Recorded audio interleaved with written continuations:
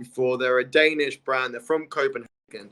They're called Norse Projects. It's Norse, not North. Norse Projects. And this is the Lars Packable jacket. And I've listed both colors for the Lars Packable jacket. It comes in either the beige, which I'm currently showing now, or it also comes in the black as well. So you've got two different alternatives. And again, like I think like these colors, you can pretty much wear them on a day-to-day basis. You know, it's not something that's completely overstated where people are going to say, oh God, he's wearing that jacket again. You know, they are very much a sort of can be a staple of one's wardrobe. And the good thing about these jackets are that they are wind and waterproof. I noticed like a lot of English brands, a lot of Scandinavian brands also make sure that they have, especially for the outerwear, waterproofing and in this case windproofing as well, because obviously in those types of climates one certainly needs that. So again, it's just a really great practical day-to-day outerwear jacket, and it's a single-breasted jacket, and it's a patch pocket actually. So this is so you won't find any macaronis wearing the Lars Packable jacket, but I can certainly say today fashion and times do change, so it does serve a really practical purpose for an outerwear jacket. So, you know, I really like the look of these. And again, this is an absolute steal because originally it was $975. And now it's obviously gone down in price as well, because I imagine it's on sale. And then on top of that, there's the extra 15% off. So it's just under $300. And again, I think actually out of all the jackets that I am displaying today, I think the packable jacket is my fave, and I believe it's a packable jacket because you know you can put it in your luggage pretty quick. And as you know, hopefully now that the world is opening up again, we can start to utilize our suitcases and our passports more. So again, I think this is a really great jacket to be able to travel with as well. And I've got something relatively similar, although mine unfortunately isn't waterproof. And believe me, I know because I've tried and tested that out in the field.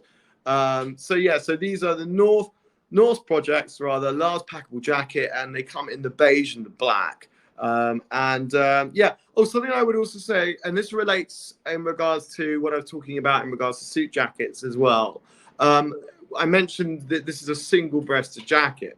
So the difference between a single and a double-breasted jacket is obviously the way that the jacket folds and closes in front, the way that it clasps the button. Double-breasted means that down I think it's the left flank, the left side, there are dual buttons there. So it's just another way of displaying a suit essentially. And generally, men that wear double-breasted jackets, not always, but they tend to be a little bit larger in figure because it tends to complement them a little bit better. So there is a difference, and it is interesting that every couple of years, every cycle that involves suit jackets design, double-breasted jackets do come back in vogue again. And even very recently, last couple of years, double-breasted jackets have certainly made more of a return. But in regards to this Norse Projects jacket, this is a single-breasted jacket.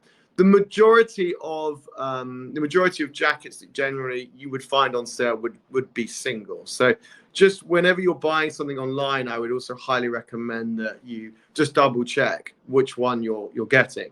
And the other thing I would also say is, and I've noticed this on the Verishop site, that just make sure that you are selecting what you believe to be the right size for you. So a lot of these jackets on the site, they have the range from small, medium, large, and extra large. So again, just make sure that you're able to just sort of define which you are. And again, I guess this mainly applies more to general men's suiting, but if you're someone that is slightly shorter in stature or longer in stature, you might be better off. This is generally for sort of business suiting, but you're better off maybe potentially looking at the shorter sizes or the longer length sizes, because a lot of jackets today generally come as a regular, but again, some men might need a little bit less fabric and a little bit more. So please always do look out for that, because sometimes sometimes it could go a little bit of a miss, and you might actually need a little bit less or more fabric. Actually, this is a wonderful, wonderful caveat into my next fact in regards to shirt sleeve cuffs.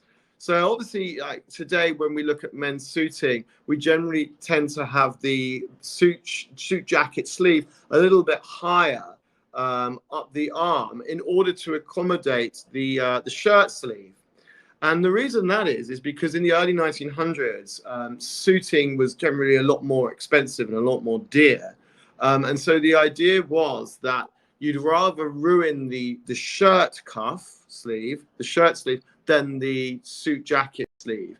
Because, obviously it was a lot more expensive to replace a suit if it started to become very tatty around the edges than it would a shirt. So today it doesn't necessarily apply as much because thankfully suiting has become a lot more affordable.